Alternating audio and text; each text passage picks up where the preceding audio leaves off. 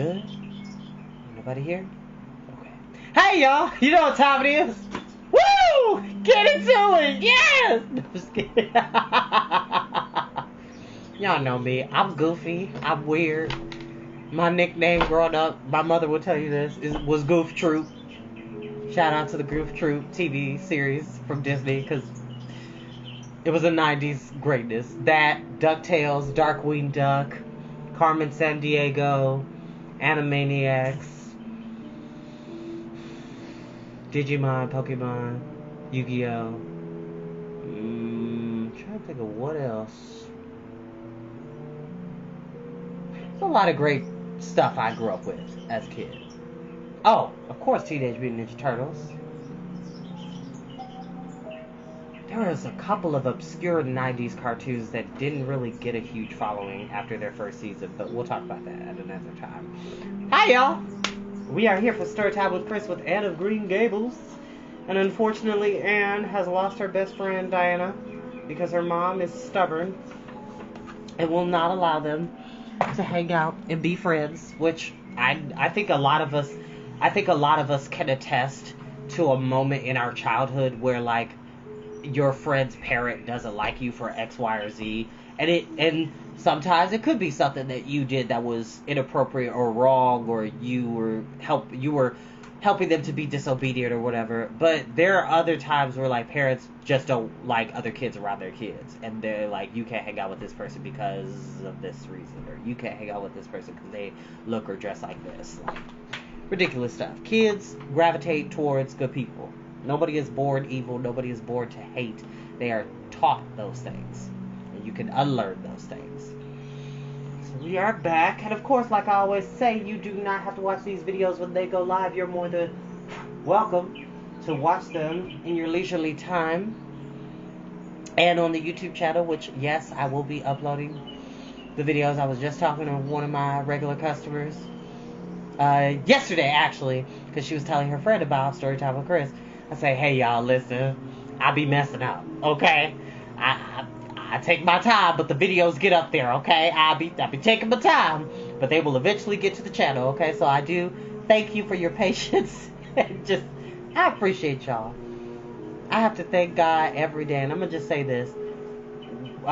Whomever you worship, if you choose or choose not to, that is up to you, but in my house and in my realm, the universe, my God, blesses me with wonderful people like you. I know God exists because you all exist to bring me light and love and compassion and beauty, and I love you.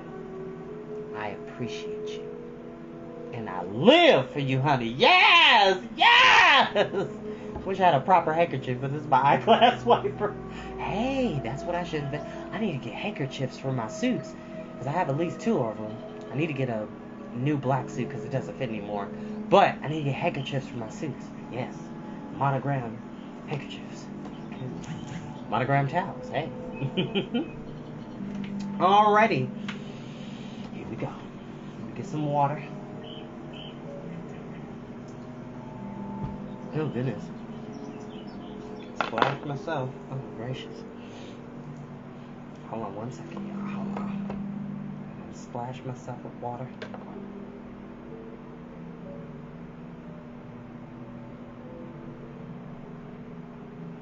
Well, look at Providence. Look at that. The water has further cleared my glasses. Who may that be? Hey! How's it going? We about to get started. If you would like to stay and watch, I love you for it. Yes, my friend. Okay. Let's switch up the music a little bit, actually. I need something a little bit more, not high octane, just a little bit more.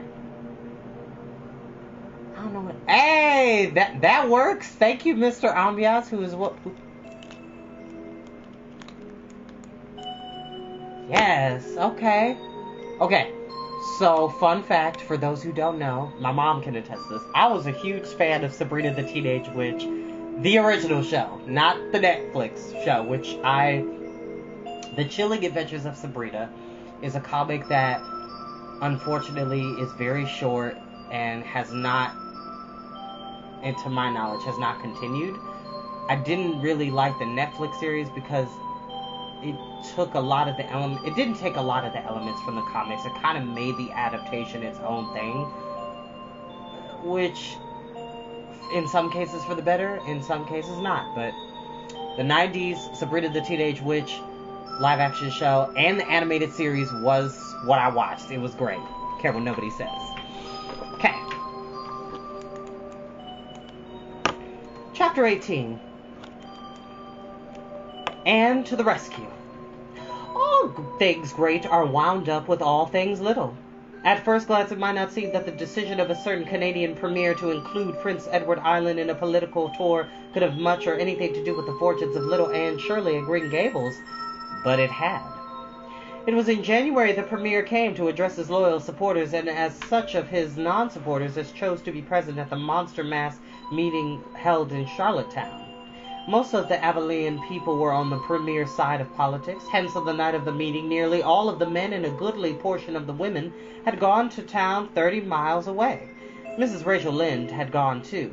Mrs. Rachel Lynde was a red-hot politician and couldn't have believed that the political rally could be carried through without her, although she was on the opposite side of politics.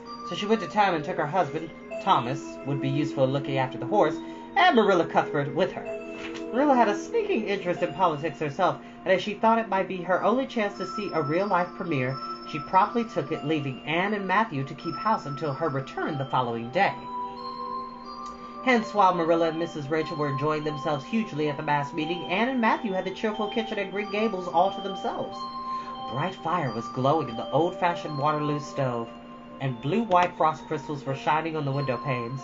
Matthew nodded over a farmer's advocate on the sofa, and Anne at the table studied her lessons with grim determination, despite sundry wistful glances at the clock shelf where lay a new book that Jane Andrews had lent her that day. Jane had assured her that it was warranted to produce any number of thrills or words to that effect, and Anne's fingers tingled to reach out for it. But that would be Gilbert Blythe's triumph of the morrow. Anne turned her back on the clock shelf and tried to imagine it wasn't there. Matthew, did you ever study geometry when you went to school? Well, no, I didn't, said Matthew, coming out of his doze with a start. I wish you had, sighed Anne, because then you'd be able to sympathize with me. You can't sympathize properly if you've never studied it. It is casting a cloud over my whole life. I'm such a dunce at it, Matthew. Well, now, I don't know, said Matthew soothingly. I guess you're all right at anything. Mr. Phillips told me last week in Blair's store at Carmody that you was the smartest scholar in school, was making rapid progress. Rapid progress was his very words. There's them that runs down Teddy Phillips and says he ain't much of a teacher, but I guess it's all right. Matthew would have thought anyone who praised Anne was all right. All right.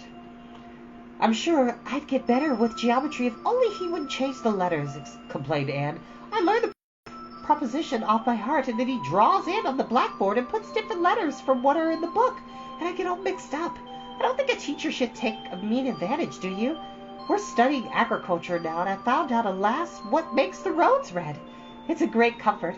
I wonder how Marilla and Mrs. Lynde are enjoying themselves. Mrs. Lynde says Canada is going to the dogs the way things are being run at Ottawa, and that it's an awful warning to the electors.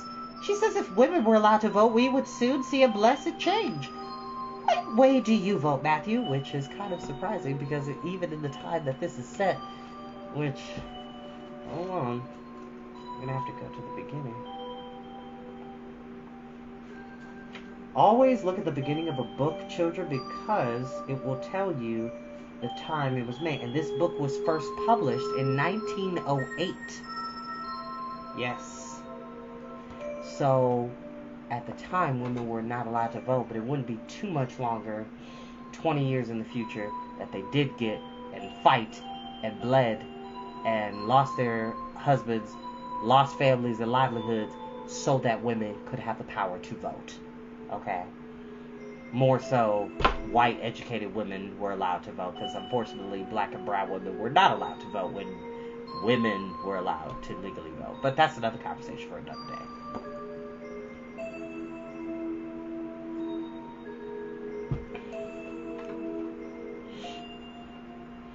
Conservative, said Matthew proudly. To vote conservative was part of Matthew's religion.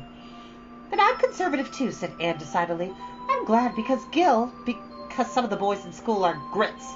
I guess Mr. Phillips is a grit too, because Prissy Andrews' father is one, and Ruby Gillis says that when a man is courting, he always has to agree with the girl's mother in religion and her father in politics. Is that true, Matthew? Well, now I don't know, said Matthew. Did you ever go courting, Matthew? Well, no, I don't know I ever did, said Matthew, who had certainly never thought of such a thing in his whole existence. Anne reflected with her chin in her hands. It must be rather interesting, don't you think, Matthew? Ruby Gillis says when she grows up she's going to have ever so many bows on the string and have them all crazy about her, but I think that would be too exciting. I'd rather have just one in his right mind, but Ruby Gillis knows a great deal about such matters because she has so many big sisters, and Mrs. Lynde says the Gillis girls have gone off like hotcakes. Mr. Phillips goes up to see Prissy Andrews nearly every evening. He says it so to help her with her lessons. But Miranda Sloane is studying for Queen's too, and I think she needed help a lot more than Prissy because she's ever so much stupider, which is not a word, but hey. But he never goes to help her in the evenings at all. There are a great many things in this world that I can't understand very well, Matthew. Well, now, I don't know as I comprehend them all myself, acknowledged Matthew. Well, I suppose I must finish up my lessons. I won't allow myself to open that new book Jane lent me until I'm through. It's a terrible temptation, Matthew. Even when I turn my back on it, I can see it there just as plain. Jane says she cried herself sick over it. I love a book that makes me cry. Same here. But I think I'll carry that book into the sitting room and lock it in the jam closet and give you the key. And you must not give it to me, Matthew, until my lessons are done. Not even if I implore you on my bended knees. It's all very well to say resist temptation, but it's ever so much easier to resist it if you can't get the key. And then shall I run down the cellar and get some russets, Matthew? Wouldn't you like some russets? Russet potatoes. Well, now, I don't know but what I would, said Matthew, who never ate russets but knew Anne's weakness for them. Just as Anne emerged triumphantly from the cellar with a plate full of russets came the sound of flying footsteps on the icy boardwalk outside, and the next moment the kitchen door was flung open and in rushed Diana Barry, white-faced and breathless, with a shawl wrapped hastily around her head. Anne promptly let go of her candle and plate in her surprise, and plate and candle and apples crashed together down the cellar ladder and were found at the bottom, embedded in melted grease, the next day by Marilla, who gathered them up and thanked mercy the house had been set on fire. Whatever is the matter, Diana? Cried Anne. Has your mother relented at last? Oh, Anne, do come quick, implored Diana nervously. Minnie May is awfully sick. She's got croup. Young Mary Jo says, and father and mother are all way to town, and there's nobody to go for the doctor. Minnie May is awfully bad, and young Mary Jo doesn't know what to do, and oh, Anne, I'm so scared. Matthew, without a word, reached out for cap and coat, slipped past Diana and away into the darkness of the yard. He's going to harness the sorrel mare to go to Carmody for the doctor, said Anne, who was hurrying on hood and jacket. I know it as well as if he'd say so. Matthew and I are such kindred spirits I can read his thoughts without words at all.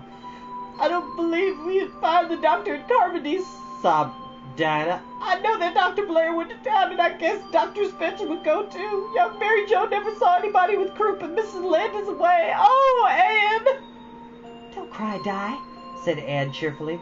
I know exactly what I'd do for croup. You forget that Mrs. Hammond had twins 3 times. When you look after 3 pairs of twins, you naturally get a lot of experience. They all had croup regularly. Just wait till I get the Ipecac bottle. You mayn't have any in your house. Come on now. Ooh, excuse me. The 2 little girls hastened out hand in hand and hurried through Lover's Lane and across the crusted field beyond, for the snow was too deep to go by the shorter woodway. And, although sincerely sorry for Minnie May, was far from being insensible to the romance of the situation and to the sweetness of once more sharing that romance with a kindred spirit. The night was clear and frosty, all ebony of shadow and silver of snowy slope. Big stars were shining over the silent fields. Here and there the dark-pointed firs stood up with snow powdering their branches and the wind whistling through them. Anne thought it was cheerfully delightful to go skipping through all this mystery and loveliness with your bosom friend who had been so long estranged. Minnie May, age 3, was really very sick. She lay on the kitchen sofa, feverish and restless, while her hoarse breathing could be heard all over the house. Young Mary Jo, a bosom, broad-faced French girl from the creek, whom Mrs. Barry had engaged to stay with the children during her absence, was helpless and bewildered, quite incapable of thinking what to do, or doing it if she thought of it. Anne went to work with skills and promptness. Minnie May has croup, all right. She is pretty bad. I've seen them worse. First, we must have lots of hot water. I declare, Diana, there isn't much than a cupful in the kettle. There, I filled it up. And Mary Jo, you put some wood in the stove. I don't want to hurt your feelings, but it seemed to me you might have thought of this before if you had the imagination. Now, I'll undress Minnie and put her to bed. You try to find some soft flannel clothes, Diana. I'm going to give her a dose of ipecac. First of all, Minnie May did not take kindly to the ipecac, but Anne had not propped up 3 pairs of twins for nothing. Down that ipecac went, not only once, but many times during the long, anxious night when the 2 little girls worked patiently over the suffering Minnie May. Young Mary Jo, honestly anxious to do all she could, kept on a roaring fire and heated more water than would have been needed for a hospital of croupy babies. It was 3 o'clock when Matthew came with the doctor, for he had been obliged to go all the way to Spencervale for one. But the pressing need for assistance was past. Minnie May was much better and was sleeping soundly. I was awfully near giving up in despair, exclaimed Anne. She got worse and worse until she was sicker than ever. The Hammond twins were, even the last pair. I actually thought she was going to choke to death. I gave her every drop of ipecac in that bottle, and when the last dose went, I said to myself, not to Diana or young Mary Jo, because I didn't want to worry them any more than they were worried. But I had to say to myself, just to relieve my feelings, this is the last lingering hope. I fear 'tis a vain one. But in about 3 minutes she coughed up the phlegm and began to get better right away. She might just imagine my relief, Doctor, but I can't express it in words. You know there's some things that cannot be expressed in words. Yes, I know, nodded the doctor. He looked at Anne as if he were thinking some things about her that couldn't be expressed in words. Later on, however, he expressed them to Mr. and Mrs. Barry. That little red-headed girl they have over at Cuthbert's is as smart as they make 'em. I tell you, she saved that baby's life, for it would have been too late by the time I got here. She seems to have a skill and presence of mind perfectly wonderful in a child of her age. I never saw anything like the eyes of her when she was explaining the case out to me. Anne had come home in wonderful white frosted winter morning, heavy-eyed with loss of sleep, but still talking unweariedly to Matthew, as they crossed the long white field and walked under the glittery fairy arch of the Lover's Lane maples. Excuse me, y'all. I'm so sorry. Hi, dear. Thank you for watching, huh?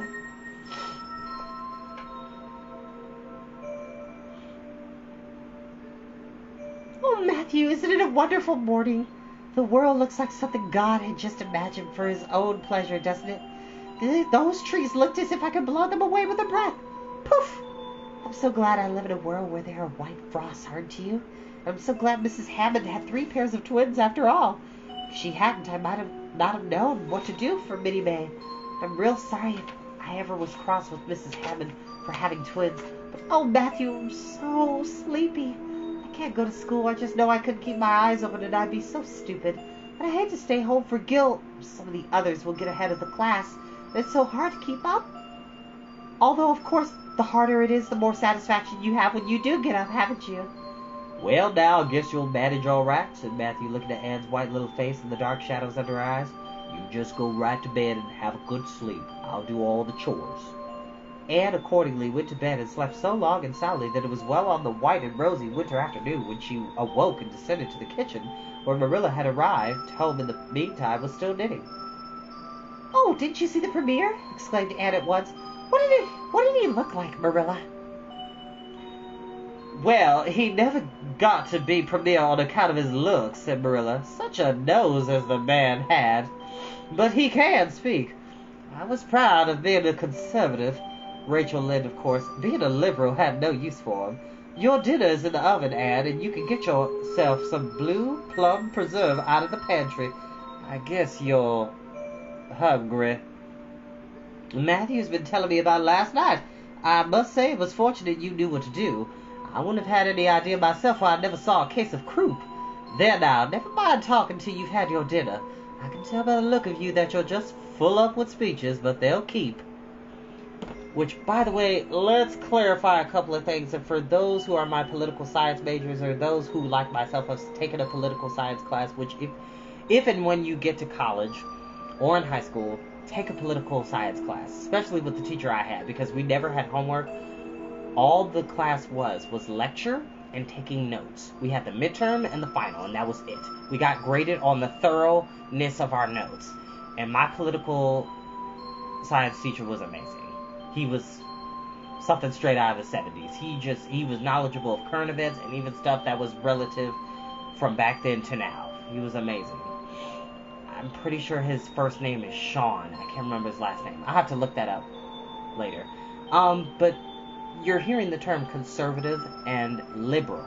So conservative back in the day did not, and I'm talking 1910s and 1900s, was not the same effect as what we consider to be conservative now. And liberal was not in the same breath as it was what we consider. It kind of was flipped.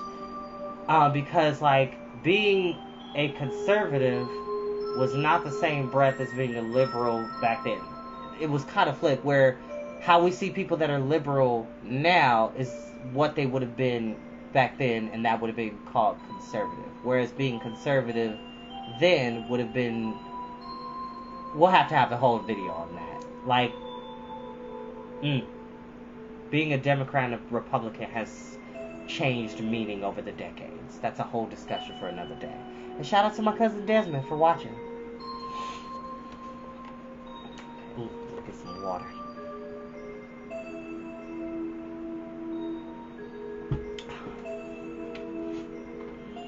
Marilla had something to tell Anne, but she did not tell it just then, for she knew if she had, Anne's consequent excitement would lift her clear out of the region of such excitement. Material matters as appetite would not matter. Not until Anne had finished her saucer of blue plums did Marilla say, Mrs. Barry was here this afternoon, Anne. She wanted to see you, but I wouldn't wake you up. She says you saved Minnie Mae's life, and she's very sorry she acted as she did in that affair of the currant wine. She says she knows now you didn't mean to set Diana drunk, and she hopes you'll forgive her and be good friends with Diana again. You're to go over this evening if you like, for Diana can't stir outside the door on account of a bad cold she caught last night. Now, Aunt Shirley, for pity's sakes, don't fly clean up into the air. The warning seemed not unnecessary. So uplifted and aerial was Anne's expression and attitude as she sprang to her feet, her face irradiated with the flame of her spirit. Oh, Marilla, can I go right now?